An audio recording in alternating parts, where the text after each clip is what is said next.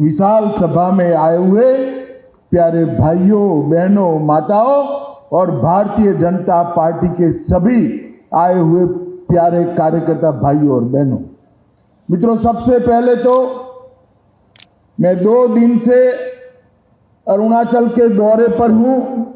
आज नामसाई जिले में आप लोगों से संवाद कर रहा हूं। मैं सबसे पहले एक बात स्वीकार करना चाहता हूं, मैं पूरे देश भर में घुमा हूं।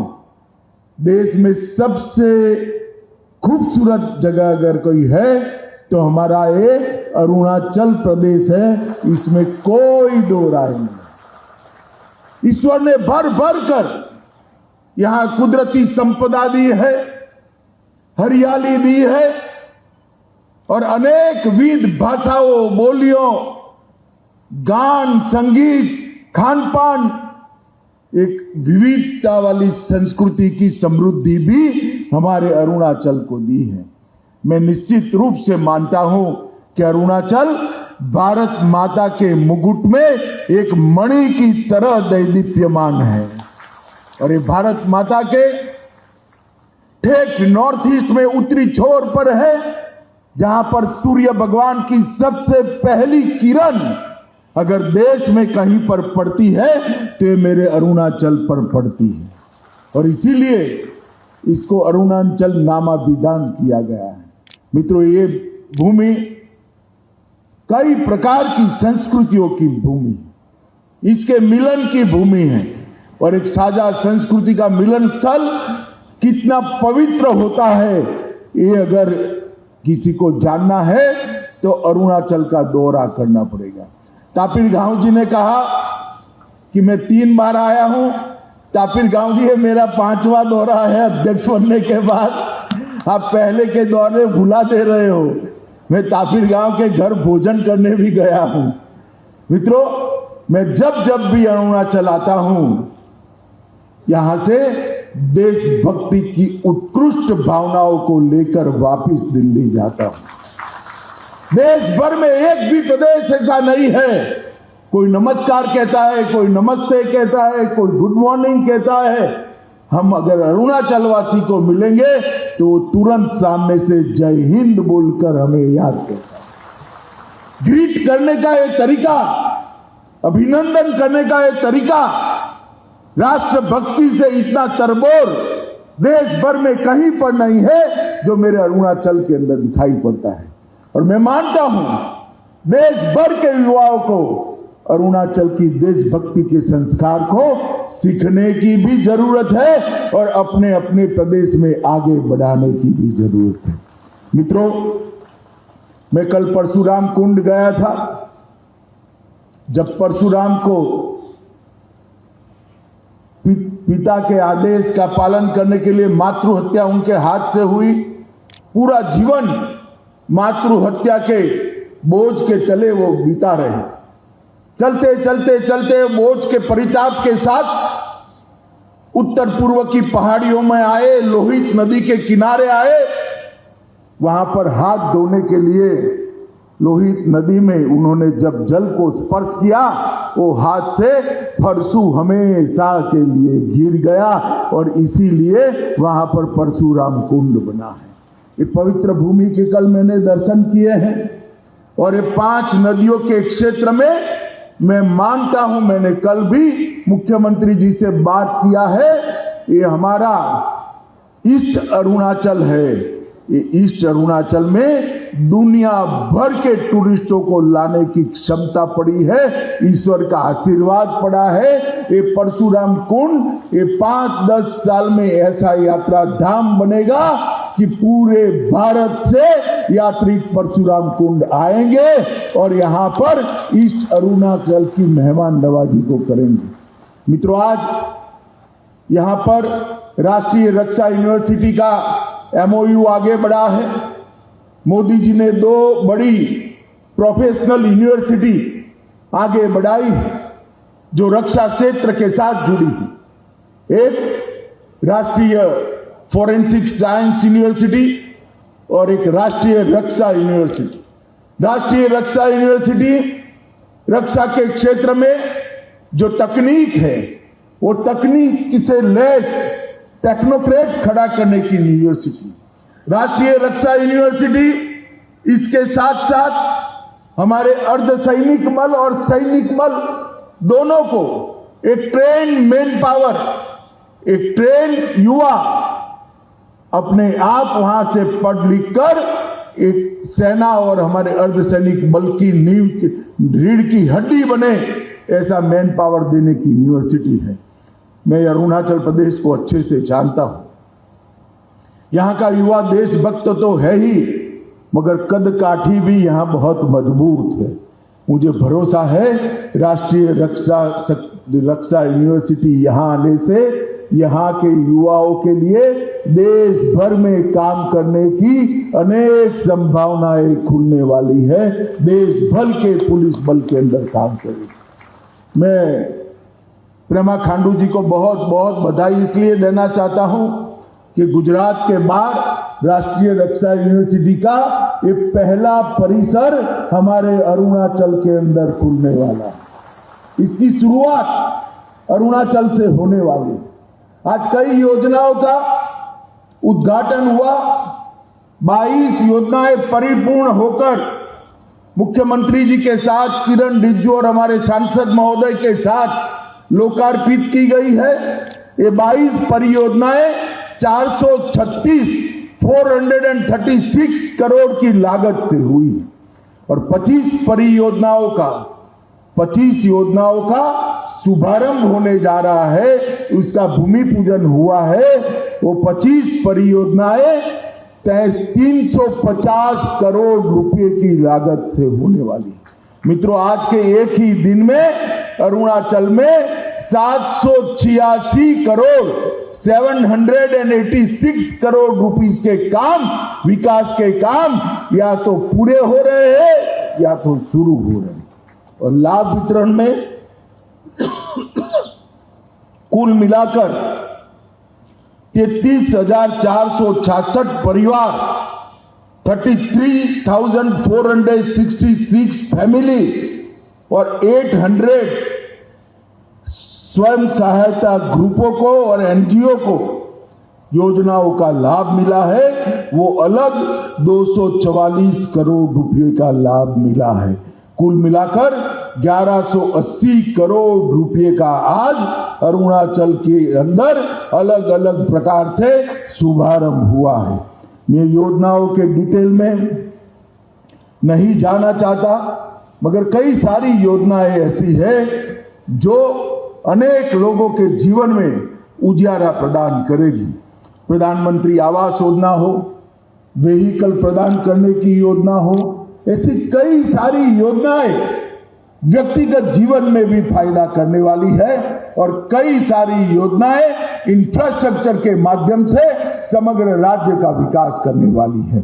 मित्रों, आज जब मैं यहां अरुणाचल की इस पवित्र भूमि पर आया हूं, इस वक्त हम आजादी का अमृत महोत्सव मना रहे हैं और अरुणाचल भी अपना स्वर्ण जयंती महोत्सव मनाने की शुरुआत करने वाला है। अरुणाचल के 50 साल का विकास, कई बार हमारे कांग्रेसी मित्र बोलते हैं 8 साल हो गए मोदी जी क्या किया। भाई अरुणाचल वालों, मुझे एक बात बताओ, जो आंख बंद कर कर जागता हो इसको विकास दिखाई पड़ता है क्या? जरा जोर से बोलिए, आप आंख बंद कर दोगे तो कुछ दिखाई पड़ेगा? जोर से बोले, दिखाई पड़ेगा? ये कांग्रेस वाले आंख बंद कर कर विकास को ढूंढ रहे। राहुल बाबा, आंख खोल दो, इटालियन चश्मा निकाल दो, भारतीय चश्मा पहन लो तो मालूम पड़ेगा कि 8 साल के अंदर क्या हुआ है। इस 8 साल के अंदर अरुणाचल के टूरिज्म को बढ़ाने के लिए, अरुणाचल के लॉ एंड ऑर्डर को स्वस्थ और शांति प्रदान करने के लिए, इंफ्रास्ट्रक्चर को बढ़ाने के लिए, अरुणाचल के विकास को आगे बढ़ाने के लिए प्रेमा खांडू और नरेंद्र मोदी जी की डबल इंजन सरकार ने 50 साल में नहीं हुआ, वो 8 साल के अंदर करने का काम किया है। मित्रों, प्रधानमंत्री जी ने पूरे नॉर्थ ईस्ट को आज देश के मध्य नक्शे के अंदर लाकर रख लिया है। पूरा देश पहले नॉर्थ ईस्ट को एक अनजान तरीके से, अलग दृष्टि से जानता है, मगर जब देश का प्रधानमंत्री 8 साल के अंदर 50 से ज्यादा बार नॉर्थ ईस्ट में आता है, नॉर्थ ईस्ट अपने आप फोकस पे आ जाता है। सिर्फ प्रधानमंत्री जी नहीं, हर मंत्री को प्रधानमंत्री जी ने सूचना दी है, हर 15 दिन 8 राज्य में से कोई न कोई राज्य के अंदर भारत सरकार का एक मंत्री अवश्य रूप से जाए। और मित्रों, 3 साल में मंत्री बनने के बाद मेरा भी ये 14वां दौरा नॉर्थ ईस्ट राज्य का है। इससे आप अंदाज लगा सकते हो कि नॉर्थ ईस्ट को प्रधानमंत्री जी ने कितनी अग्रिमता से लिया है। पहले पैसा जो दिल्ली से आता था, कांग्रेसी शासन थे, 8 राज्यों में कांग्रेस के शासन थे, पैसा भ्रष्टाचार की भेंट चढ़ जाता। एक मुख्यमंत्री भूमि पूजन करता था, दूसरा उसकी घोषणा करता था और शायद तीसरा उसका उद्घाटन करता था। हमने तो भूमि पूजन और उसका उद्घाटन हमारे प्रेमा के हाथ से ही कराते हैं।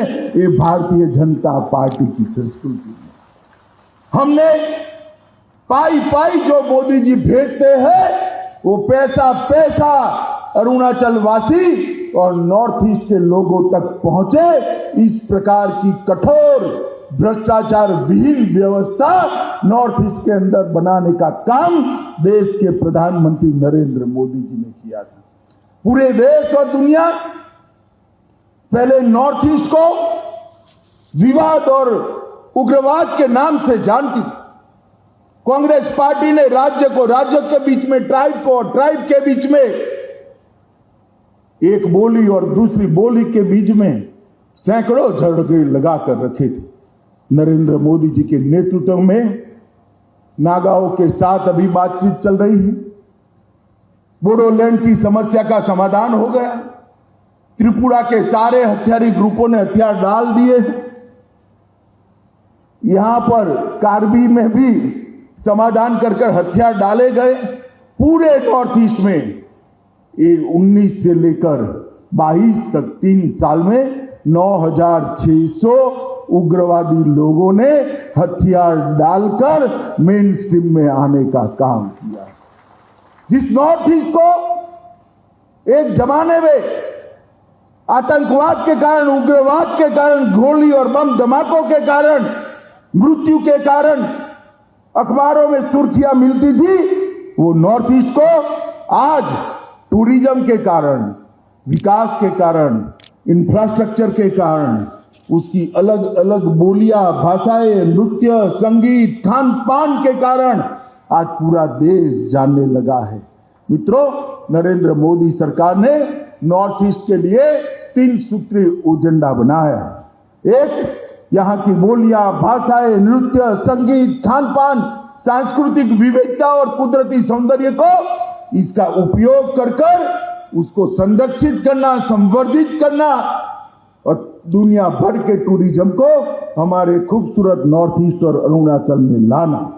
दूसरा, पूरे नॉर्थ ईस्ट के राज्यों के अंदर सारे विवादों को समाप्त कर शांति प्रस्थापित करना। 50 साल से आसाम और अरुणाचल के बीच में सीमा का विवाद चल रहा है। मैं बधाई देना चाहता हूं पेमा खांडू और आसाम के मुख्यमंत्री को। सालों से चला हुआ विवाद, आसाम के मुख्यमंत्री ने बड़े भाई की भूमिका निभाई और प्रेमा जी ने एक रचनात्मक अप्रोच लिया। मैं आपको विश्वास दिलाता हूं, कुछ ही समय में ये सीमा विवाद समाप्त होने जा रहा है। कब तक हम लड़ते रहेंगे? कब तक एक राज्य और दूसरा राज्य लड़ता रहेगा? मोदी जी ने दूसरा मुद्दा शांति प्रस्थापित करने का मुद्दा लिया है और तीसरा मुद्दा उत्तर पूर्व को विकसित राज्य के रूप में देखा। अभी किरण बता रहे थे, पहले चुनाव प्रचार करने जाना था तो निकलते थे तो 30 दिन के बाद वापिस आते थे और कुछ लोग इसका फायदा उठाकर कहीं नहीं जाते थे। मैं वहां गया था, किसको मालूम कोई कहां गया था। जाते ही नहीं थे लोगों के बीच में, मगर अब पकड़े जाते हैं क्योंकि शाम तक तो समाचार पहुंच जाता है। रोड की कनेक्टिविटी हो गई, इलेक्ट्रॉनिक कनेक्टिविटी हो गई, रेल की कनेक्टिविटी 8 राज्यों के हो गई और अरुणाचल को बहुत कम समय में, आपको मैं बताने जा रहा हूं, हमारे प्रेमा खांडू ने बताया, एयरपोर्ट भी आपका खुद का राजधानी के अंदर मिलने जा रहा है। ये परशुराम कुंड तक ट्रेन पहुंचेगी, वो दिन बहुत दूर नहीं है। देश भर के यात्रियों को अगर परशुराम कुंड आना है तो ट्रेन के माध्यम से आ सकते हैं। मित्रों, सुरक्षित उत्तर पूर्व में विद्रोह और टेररिज्म की घटना में 89% की कमी लाने का काम ये भारतीय जनता पार्टी की सरकार ने किया। मोदी सरकार के लिए अरुणाचल देश की शुरुआत ही अरुणाचल से होती है और मोदी जी कहते हैं विकास की शुरुआत भी अरुणाचल प्रदेश से ही होनी चाहिए। मैं गृह मंत्रालय में कोरोना प्रबंधन का काम करते वक्त सब मंत्रियों के साथ में बैठता था। हमेशा मोदी जी कहते थे छोटे राज्यों को वैक्सीन सबसे पहले पहुंचाई जाए, अरुणाचल को वैक्सीन सबसे पहले पहुंचाई जाए। और मित्रों, आज अरुणाचल प्रदेश 100% वैक्सीन करने वाला प्रदेश होकर सुरक्षित प्रदेश है। अरुणाचल के अंदर पहले जो अनाज भेजा जाता था दिल्ली के गलियारों से, बीच में कांग्रेसी दलाल या गरीबों के अनाज को भी बेचकर खा जाते थे। आज मैं दावे से कह रहा हूं, हर गरीब जिसके पास लाल कार्ड है उसको मोदी जी का भेजा हुआ 5 किलो चावल प्रति व्यक्ति 2 साल से हर साल मुफ्त मिल रहा है। ये भारतीय जनता पार्टी के शासन की व्यवस्था है। NLCPR के माध्यम से 935 करोड़ रुपया का 62 बड़ी योजनाओं को पूरा कर दिया है। NEC के माध्यम से 837 करोड़ रुपया से 91 योजनाओं को पूरा करने का काम भारतीय जनता पार्टी की केंद्र सरकार ने किया है। डोनर मंत्रालय से 825 रुपये की अनुमोदित लागत से 85 परियोजनाएं चल रही हैं। प्रदेश सरकार ने भी ढेर सारे इंफ्रास्ट्रक्चर के काम किए हैं। पूरे प्रदेश के अंदर राज्य सरकार और केंद्र सरकार ने मिलकर सड़कों का जाला बनाया, अनेक बड़े बड़े ब्रिज बनाए हैं और रेल और एयर कनेक्टिविटी को भी आगे कराने का चाह। ये प्रेमा खांडू जी यहां बैठे हैं, उनकी उपस्थिति में ही मैं इनके वखान इसलिए करना चाहता हूं कि भारत के सबसे युवा मुख्यमंत्रियों में से एक हमारा प्रेमा खांडू, जब उन्होंने बागडोर संभाली, लगभग 42 साल की वृद्धि के साथ अरुणाचल का बजट 12,500 करोड़ रुपए था। कितना था बोलिए भाई जरा? 12,500 करोड़। बोलिए तो सिर्फ 8 ही साल में उसको डबल से ज्यादा कर 26,000 करोड़ रुपए का बजट ये युवा मुख्यमंत्री ने दिया है। जीडीपी जो अरुणाचल की थी 8 साल पहले 10,000 करोड़ थी, 10,000 करोड़ की जीडीपी को 3 गुना कर 30,000 करोड़ तक पहुंचाने का काम ये भारतीय जनता पार्टी की अरुणाचल की सरकार ने किया है।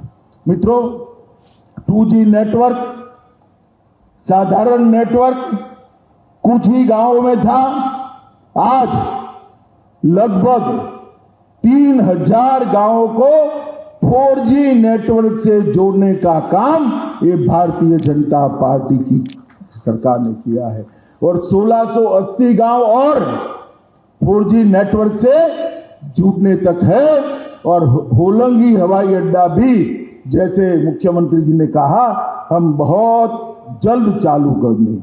पासीघाट रेलवे लाइन पर काम शुरू होने की कगार पर है। होते ही परशुराम कुंड को भी हम रेलवे से जोड़ेंगे।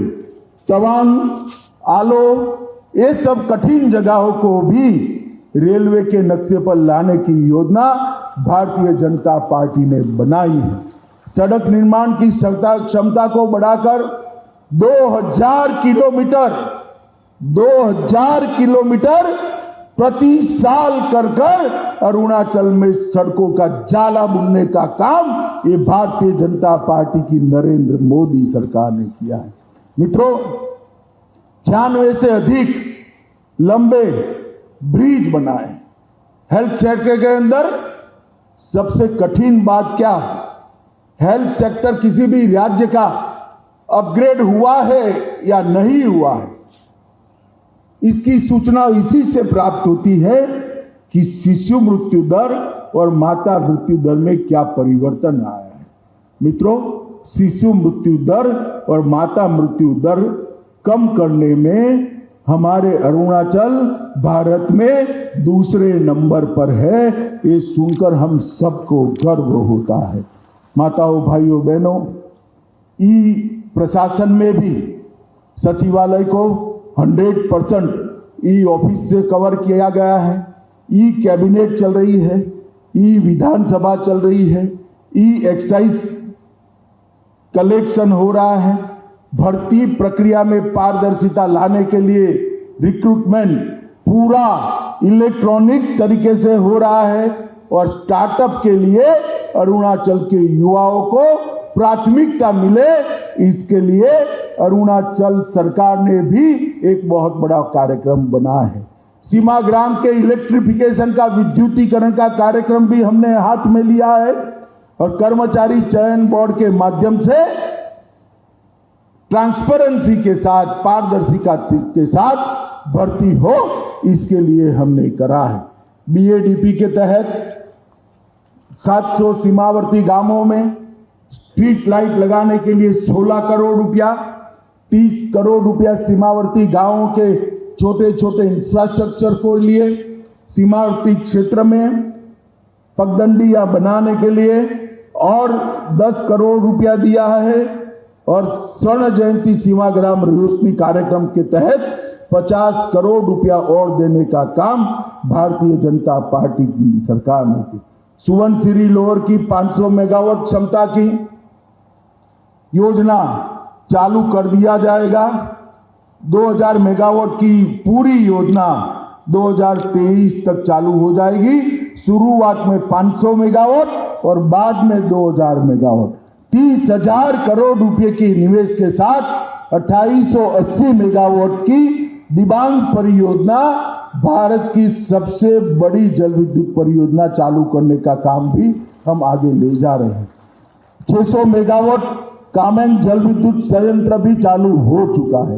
पर्यटन के लिए भी ढेर सारी योजनाएं बनाई हैं। माताओं, भाइयों, बहनों, युवाओं, भाजपा के सारे कार्यकर्ताओं, मैं आज इतना ही कहना आया हूं। आप भरोसा रखिए नरेंद्र मोदी जी और पेमा खांडू की डबल इंजन सरकार पर। वो दिन दूर नहीं कि हमारा अरुणाचल भारत के विकास के नक्शे पर सबसे विकसित राज्यों में उभर कर आएगा।